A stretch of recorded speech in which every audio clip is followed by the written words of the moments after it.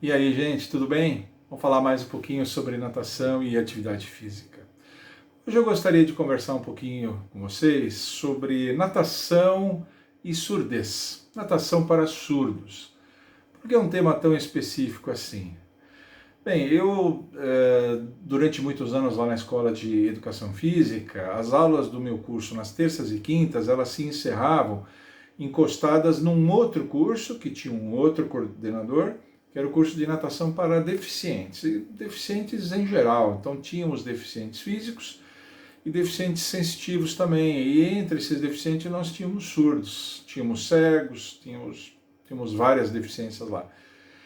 E além de eu ter essa proximidade, porque eu conversava muito com o coordenador desse curso, além dessa proximidade, dois dos alunos que tinham aula com ele, depois de fazer um período de adaptação, passar por um período de adaptação, vieram para o meu curso, né? Então, por duas oportunidades, eu tive lá alunos surdos, totalmente incluídos, porque eles faziam aula no meu curso, que era um curso desenhado para crianças sem deficiência, e eles fizeram aula lá e eu queria passar um pouquinho dessa minha experiência, além de algum conhecimento a mais.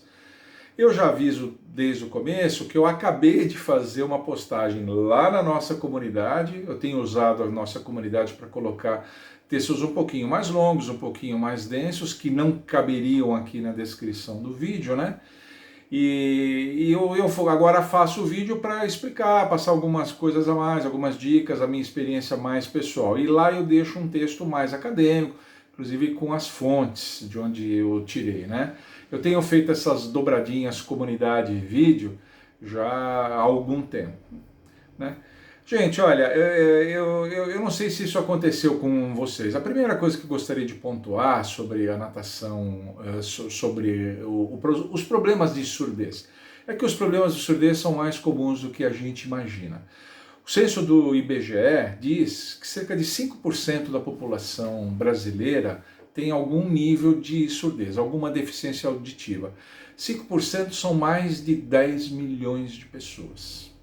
10 milhões de pessoas. É bastante gente. E nós, além do censo do IBGE, o censo populacional, nós temos o censo escolar.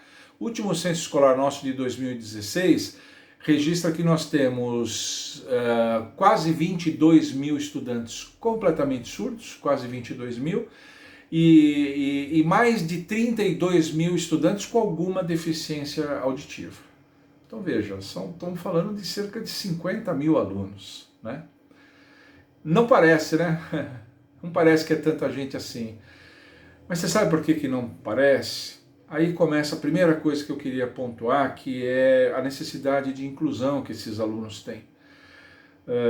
Comigo aconteceu, pelo menos, que a gente tem a impressão de que os surdos eles têm uma inclusão muito mais fácil do que outros deficientes sensitivos, como por exemplo os cegos. E não é assim. O indivíduo cego ele tem uma deficiência sensitiva que afeta basicamente a localização dele. Claro, ele tem outras dificuldades de inclusão social também, claro.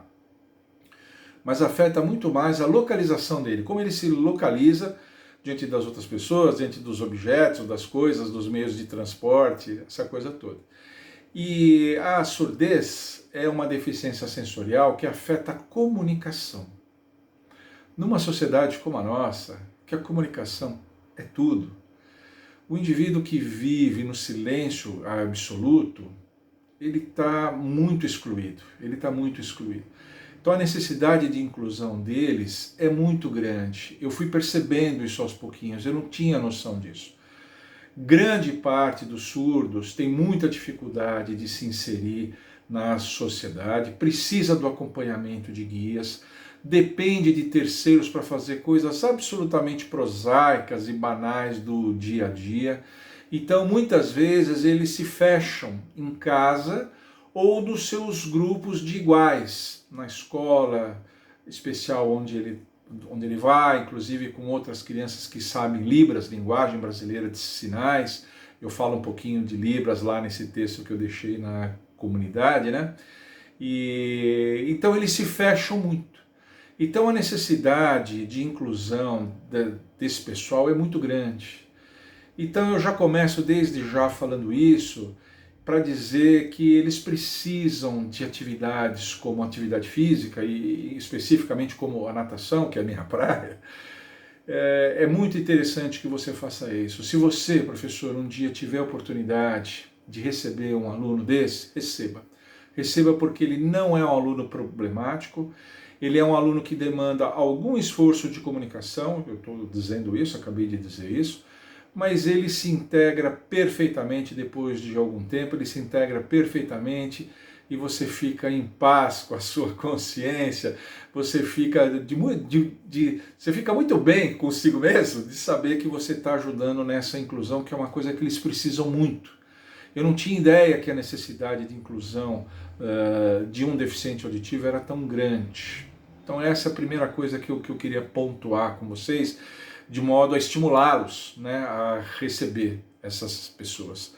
Agora, fora disso, a surdez ela não afeta nenhum outro sistema, ela não afeta nada. Um indivíduo que é surdo, ele tem todos o seu sistema muscular, esquelético, não afeta nada. Na grande maioria dos casos, o indivíduo é apenas surdo. Muitos, inclusive, só são mudos, só têm dificuldade de falar, só são mudos, alguns são mudos, outros têm aquela voz meio anasalada que o fonoaudiólogo consegue deles, aquela coisa toda, exatamente pela falta da audição, que no seu desenvolvimento, lá desde pequenininho, a audição é fundamental para o desenvolvimento da fala. Então, toda a escolha da natação como atividade física pode ser feita como se ele fosse uma criança absolutamente normal. Então o pai deve escolher a natação para o seu filho pelas mesmas razões que escolheria para uma criança que não tenha nada. Então, saúde, segurança, o gosto dela, se vai continuar mais tempo ou se vai ficar menos tempo, o gosto da criança, tudo que eu já falei em outros vídeos aqui, vale para a criança que tem deficiência auditiva. Então essa é a primeira coisa. Ele não precisa ir só porque é surdo. Tem essa necessidade de inclusão, ok? Mas outras atividades também precisam ter, inclusive na escola regular dele, talvez uma escola especial, outras atividades, enfim, que ele possa fazer. Mas isso é uma coisa, quer dizer, a escolha precisa ser. Mas a natação especificamente, ela pode dar uma ajuda muito grande, porque tem uma linkagem que eu também não sabia, e eu fiquei sabendo a coisa de poucos anos, que é o seguinte, o exercício da fala, quando o indivíduo fala, desde pequenininho, o aparelho fonador dele exige uma educação respiratória, uma amplitude respiratória maior. Então o indivíduo que fala desde cedo, que escuta e portanto fala desde cedo, ele tem uma capacidade respiratória maior do que o surdo. O surdo, em muitos casos, tem uma respiração com menor amplitude. Veja que coisa. Então, a natação, especificamente, tem muito a contribuir, porque a natação trabalha essa parte da respiração, né, de dar amplitude respiratória, trabalhar a musculatura respiratória, tanto a inspiratória como a expiratória, de modo a compensar essa limitação que a criança, que o jovem surdo desenvolve em função das dificuldades de fala. Inclusive, eu já li textos de fonoaudiólogo falando que parte do tratamento fonoaudiológico que o surdo precisa para começar a falar é trabalhar um pouquinho essa amplitude respiratória, que a natação pode ajudar muito. Então veja que a natação pode não só compensar essa limitação que uma criança surda eventualmente tenha, mas como que prepará-la para o advento da fala. Se ela não tiver nenhuma dificuldade no aparelho fonador, ela vai conseguir falar, vai conseguir se expressar, e a natação pode ajudar até nisso. Veja que bonito, que bacana, que grande contribuição que a natação pode dar. Então, não só aquele trabalho de inclusão, que a natação não está sozinha nisso, qualquer atividade física faz isso. As atividades físicas, em geral, são tremendamente recomendadas para esses grupos que têm dificuldade de inclusão. Não preciso nem dizer, né? O componente lúdico, criança com criança, aquela coisa toda. Então tem esse componente inclusão, mas tem esse componente respiratório, que é especialmente favorecido pela natação. Então eu estimulo, mais uma vez, reitero aqui, que se você um dia tiver a oportunidade de receber alunos que tenham deficiência auditiva, os dois alunos, eu tive 2 alunos que tinham deficiência auditiva, os 2 alunos, deficiência auditiva severa, não escutavam rigorosamente nada.